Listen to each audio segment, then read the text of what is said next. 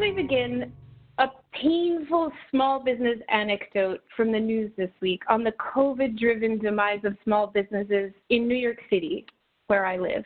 The New York Times reported Monday that nearly 3,000 small businesses have shuttered permanently in New York in the last 4 months, and many of those surviving subsist in relatively parlous conditions. For me, one near heartbreaking detail related to the Strand, a family-owned bookstore that's nearly a century old. It's an institution in New York City. On the plus side, it's very fortunately still open for business, but it has been forced to cut more than 85% of its staff in its first ever layoff in a 93-year history. So very painful to hear. Small businesses, including both newer upstarts and stalwarts like the Strand, have become in many ways a defining feature of the richness and the spirit of our communities, and indeed of the broader idea of entrepreneurial possibility in America. Joining us today to talk about U.S. small businesses is Deepa Mahajan, a partner in McKinsey's San Francisco office who leads our digital payments and fintech work in North America. Deepa is going to help us understand in more detail the threat COVID-19 poses to many U.S. small businesses, and very vitally outline some steps that can be taken by different stakeholders to support small businesses through this crisis. Deepa, thanks so much for joining us, and welcome to McKinsey Live. Over to you. Thank you so much, and thank you everyone for joining this morning or afternoon, depending on where you're based. At the start of 2020, small and medium-sized businesses accounted for over 99% of all businesses in the U.S. They employed nearly 47% of private sector workers and contributed up to 44% of our economic output. Despite being hit hard by the 2008 financial crisis, this sector created nearly 2/3 of net new jobs over the last 20 years. However, the spread of the deadly coronavirus, which as we all know has claimed countless lives and impacted most of ours across the U.S. And world, has placed new pressures and created new challenges on this vital sector of our economy. On the next page, I think it's important to note that small and medium-sized businesses play many roles in our economy. They're not just businesses contributing to the economy, but they actually play the role of being an economic multiplier. They power the larger economy as either suppliers of larger firms or customers of other firms. They're entrepreneurial engines, as I mentioned, contributing a large share of the net new jobs in the last 2 decades. And frankly, almost 20% of small and medium businesses have employees are owned by women. 17% are owned by minorities. They're also community hubs. As Lucia mentioned, we all have a small business or a dozen that frankly play a huge role in our connection to those around us, to our community. And over 9 in 10 Americans purchase items at small businesses at least once a week, meaning it's a core part of just how we access the goods and services that we love. And lastly, prior to the crisis, small businesses employed about half of workers in the private sector, and as I mentioned, accounted for 2/3 of net new jobs. The role they play as employers is a tremendous one, and one particularly salient as we look at the unemployment levels that we're facing today. On the next slide, we've been tracking small and medium business sentiment over time throughout this crisis. Prior to the crisis, about 60% of small businesses were actually quite optimistic about the trajectory of the U.S. economy, making the types of investments that one would make when one is optimistic about the future of the country. However, as soon as the COVID-19 crisis began, we saw an immediate change in the sentiment of small business owners. Optimism has halved since the onset of the crisis, and almost 80% of small business owners are meaningfully concerned or unsure if their business will be sustainable. Additionally, these businesses, even if they were optimistic before the crisis, may not have been financially in a strong situation to be prepared for a downturn. Limited liquidity is a source of risk for small businesses, and in particular, firms helmed by minority business owners were more likely to be classified as at risk or distressed prior to COVID-19. On the next slide, we talk through how COVID-19 is impacting small businesses across our economy. It's a story with many different tales. But if you look across small businesses, some small businesses may close because they're in industries like accommodations, food services, or educational services that are greatly affected by changed customer behavior. This could include the physical distancing we're all doing, our changed demand for more digital goods and services, or operational restrictions that have been mandated by state, local, or federal governments. The other reason small businesses may close is that they were already at risk financially before the crisis, lacking cash on hand, or even having a credit score or difficulty in accessing lines of credit they need to invest in the changes required to do business in today's world. Recent research by the Federal Reserve finds that only a third of small businesses were healthy at the end of 2019, and that those that are less healthy are 3 times more likely to close or sell in response to a revenue shock, which is definitely what we have been experiencing over the last few months. On the next slide, as I mentioned, small businesses are more than just businesses, they're employers. And if you actually look at the businesses which are most vulnerable to closure within this crisis, about 1.7 million small businesses are in sectors that are very vulnerable to closure due to COVID-19. They employ 20 million workers, representing about 12% of U.S. revenue. There are another 2 million employer small businesses in sectors that may be less impacted by COVID-19, for example, manufacturing or construction, but that entered the crisis in a position of lower financial resilience, meaning the longer this crisis extends, the more at risk those firms are to closure. So what could this mean for our small business ecosystem? On the next slide, we tried to answer that question. Before accounting for private or public interventions, which are continuously being developed and launched, surveys of small business owners indicated that about 1/4 to 1/3 of employer small businesses could close permanently as a result of COVID-19 if they experienced a 4-month revenue shock. Now, this varies, of course, at a local level. Many of us are seeing differences where we're based. I'm in San Francisco. It looks quite different than I think where many of my colleagues in New York or Houston or other cities are. And a lot of this depends on the sectors that we're seeing and the way in which we're handling the crisis at that local level. On the next slide, it's important to note that small businesses are, as I mentioned, also a place where a very diverse landscape, right, accounting for such a significant share of our businesses. The vulnerable sectors we see that are vulnerable to closure create disproportionate risks for populations already underserved. This includes minority business owners, amongst others. Minority-owned businesses are twice as likely to be in sectors that are reporting more effects from COVID-19. So it's 24% versus 13%.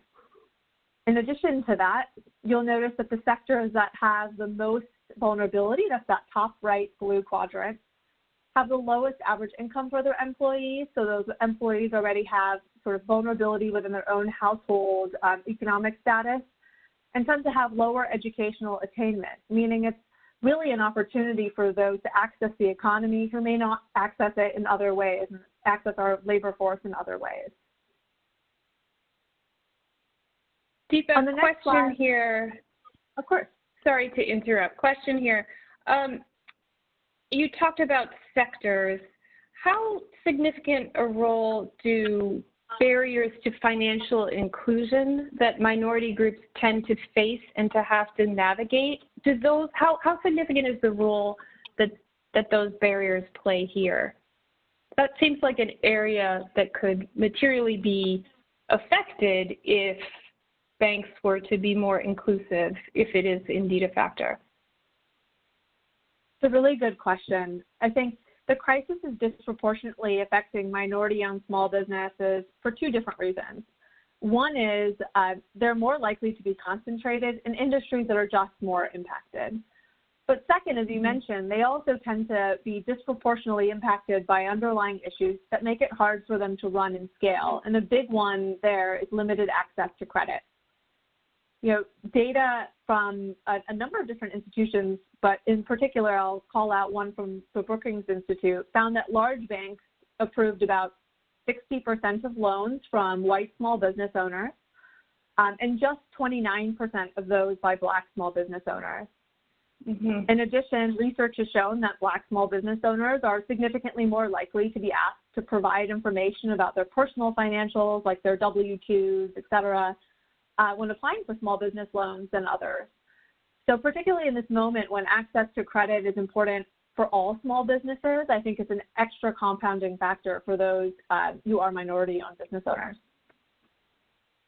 And can we go back to the previous slide for just a second, the sector-by-sector vulnerability?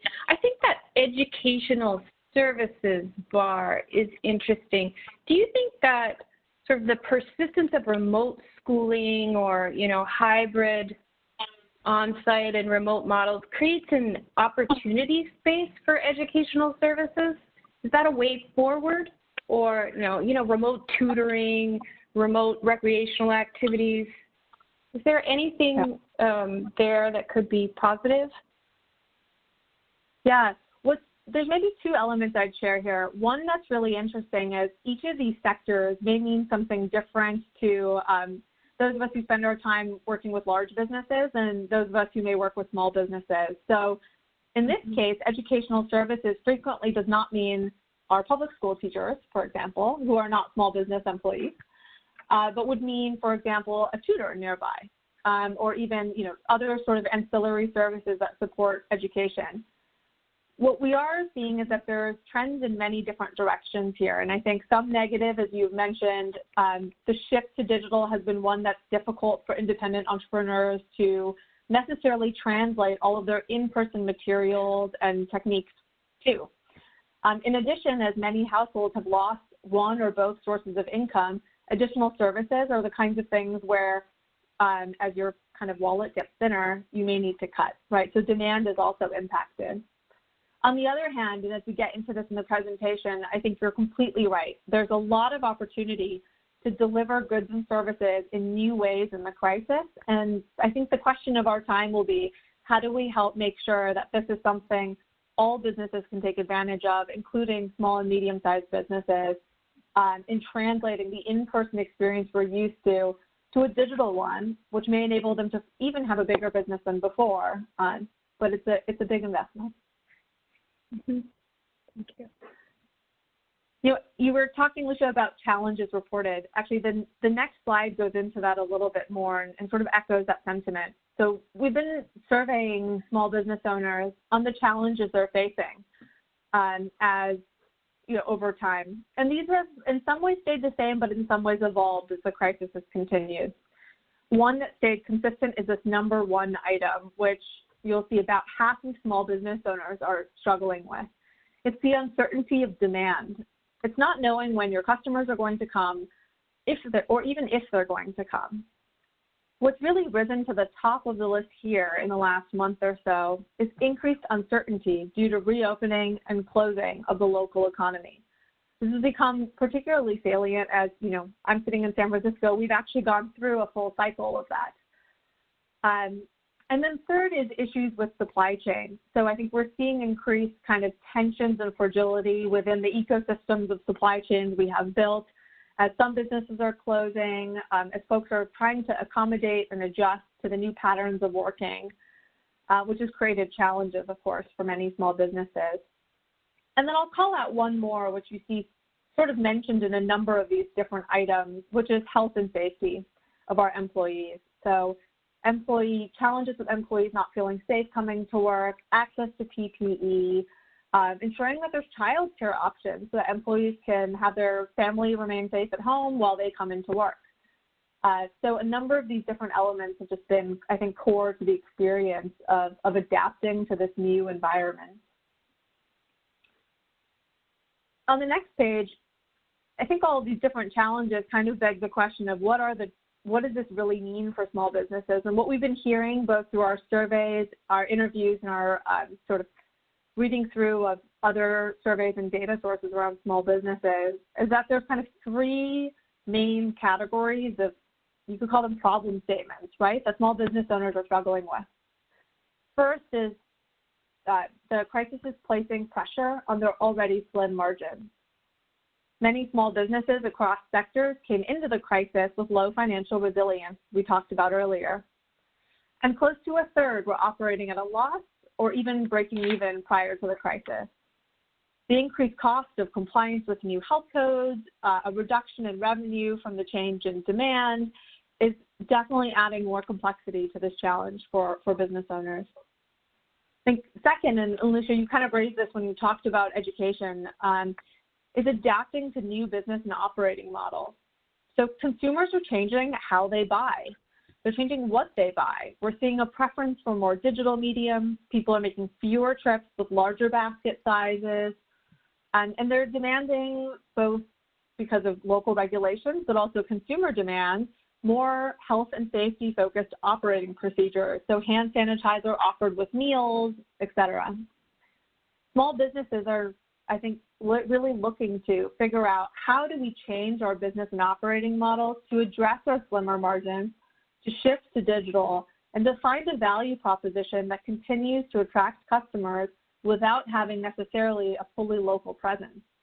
And that could include things like focusing on hyper-local trends, competing on quality over price, marketing campaigns to build customer loyalty and further reinforce the idea of small businesses as our community hubs, amongst others. And then the last main challenge, and we sort of talked about this at the start of the discussion, was adopting new technologies.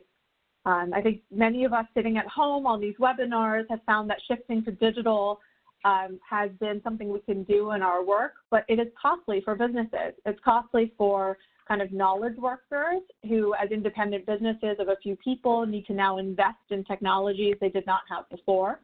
But it's also costly for those who sell goods and services to find both the expertise as well as the actual technologies themselves to address the consumer preferences for e-commerce, contactless payments in store, remote work, et cetera. On the next page, I wanted to just bring an example to kind of make this a bit more real. Restaurants, as I think many of us know, face margin challenges, and this was true even before the crisis with fairly slim margins. As you see here, what we did is took basically a sort of simple example P&L of a restaurant to say what would happen due to COVID. A shift to a more off-premise world with delivery and carryout is likely to erode profitability with more packaging costs, more difficulty selling high-margin items like alcohol or desserts. And this places a really strong burden. Nearly 40% of restaurants and small business restaurants were already operating at a loss or break even prior to the crisis. So adding all these additional costs and dealing with the fact that there is actually lower revenue coming in as well takes that slim profit and makes it even slimmer. So it's not all sad. On the next page, I think we're starting to see really, really innovative and interesting examples of both ways that small businesses are dealing with this crisis, but also that at a local level, governments, private sector and public sector have been coming together to truly support our small business community. And at least over the past few months, I think it's made a difference. We're seeing creative solutions around providing support in helping small businesses figure out which financial resources they can access, providing connectivity to technical or business advisors in the community who often are providing that pro bono, and indeed either offering free or at-cost PPE to small business owners to ensure that their employees have access to the safety equipment that they need to do their job. As we, I think, start to enter month 5 of the crisis and look beyond, we'll need to find ways to build on the energy that we've seen at a local level and frankly continue to accelerate our support for the sector. Before we jump into some ideas, let's just get a sense for how long this journey could really be. On the next page, we start to look at how long this crisis could impact various sectors. I'll take a little step back just to give some context. In our last recession in 2008, larger companies took about 4 years to recover to their pre-crisis contribution to GDP. For small businesses, it took about 6. What this means is it often takes longer for small businesses to get back up and recover compared to some of our larger ones. Across, as you'll see here, across industries, the impact of COVID-19 is going to be quite varied.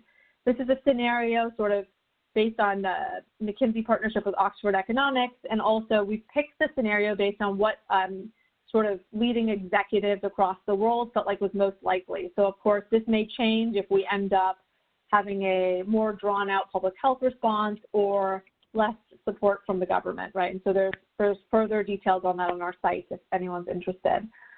But I'd love to draw just our attention to the fact that some of the most hard-hit industries like arts and entertainment, accommodation and food services could well take 5 or more years to recover to pre-COVID kind of contribution to GDP. On the other hand, some other sectors may only take a few years. That does give us a sense that, you know, we're not in a sprint. This is going to be a marathon. And among small businesses, we will need to do a lot to support their recovery, as it is likely to take even longer than what we're seeing on this chart. And if we don't act, many may never reopen. So let's talk a little bit about what that could look like on the next page.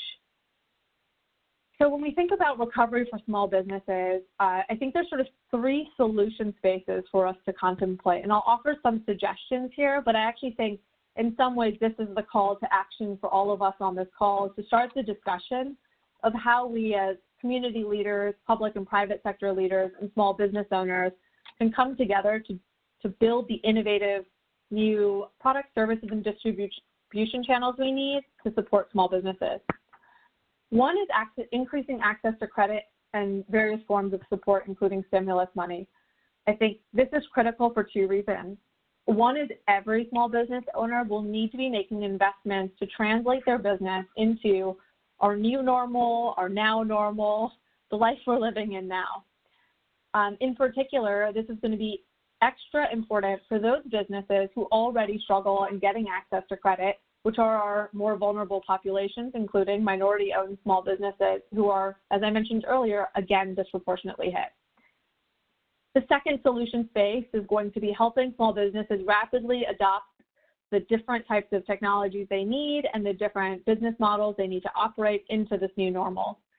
This includes things like providing continued advisory support, and I actually think even at an industry group level or more regional level, thinking through what are the implications and how a P&L for a business needs to shift and how we help do that so that small business owners can start to make a profit or continue to make a profit through this crisis. And then the third, I think, is a solution space really around not just surviving, but thriving. It's support for small business owners to actually grow their business and recover so that we're not seeing 5 to 7 years of recovery time, which I think most businesses will not last through, but instead a shorter recovery time where small businesses continue to play the core role they play in our economy. This includes things like, frankly, helping small business owners manage their professional and personal balance. It includes things like starting to shift the way we buy our goods, whether that is as individuals or as businesses and governments through our procurement processes, and other things like that. I think we're now coming up on our last page. I just wanted to end with, I think there's a number of different things we can discuss around different ways to solve and help support small businesses. But what I hope all of you took away from this is that this is a crisis, I think, of unprecedented proportions, and I think in many ways an opportunity for the innovation that sits in our DNA as a country to come together to start to come up with innovative products and solutions and support for this tremendously vital part of our lives. Thanks, Deepa. A couple of questions before we end. We're almost at time. We've had a lot of interesting questions come in through the feed. One, you mentioned you're in California and you've experienced the opening and closing and opening yourself, that kind of stop and start cycle. A question on your page on small restaurants. How does that particular oscillation affect small restaurants in particular, since they would be a category that's subject to reimposition of lockdown measures? Yeah. You know, what we're hearing from small business owners, I think, is it's really tough. It's tough from a business front because it's hard to figure out how much inventory to keep on hand, how much food to prep, how much planning to do. And you'll see that's why uncertainty was just a huge challenge for small business owners. How do you plan when tomorrow and next week may look fundamentally different than today?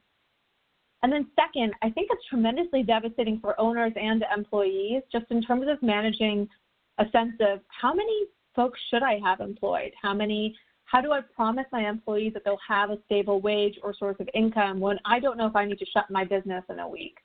And so I think starting to help folks wrap their head around the uncertainty of this, to give that clarity is really going to be important to make sure we stop economic and psychological damage that can come out of that process. Interesting. And then to close, do you expect to see a longer-term drop in the number of people starting small businesses and sort of the culture of entrepreneurship generally in the U.S.? Do you see that being affected in the medium to longer term as a result of the effects of this crisis?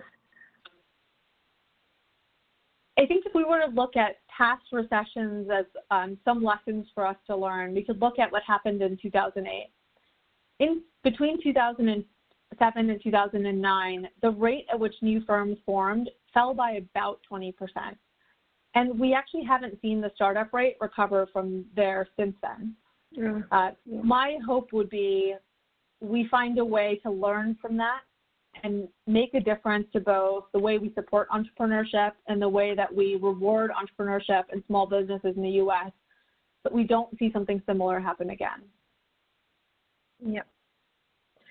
Deepa, great discussion. We appreciate your time. Thanks to all of us, to all of you in the audience for joining us with McKinsey Live. We hope you enjoyed the conversation. We look forward to your feedback in this super quick survey that's going to appear when you close your event console. It's 10 seconds max.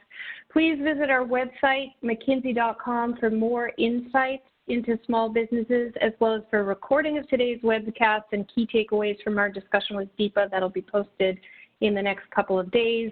And be sure to register for our next scheduled webinar in mid-August on building more resilient value chains after the COVID-19 crisis.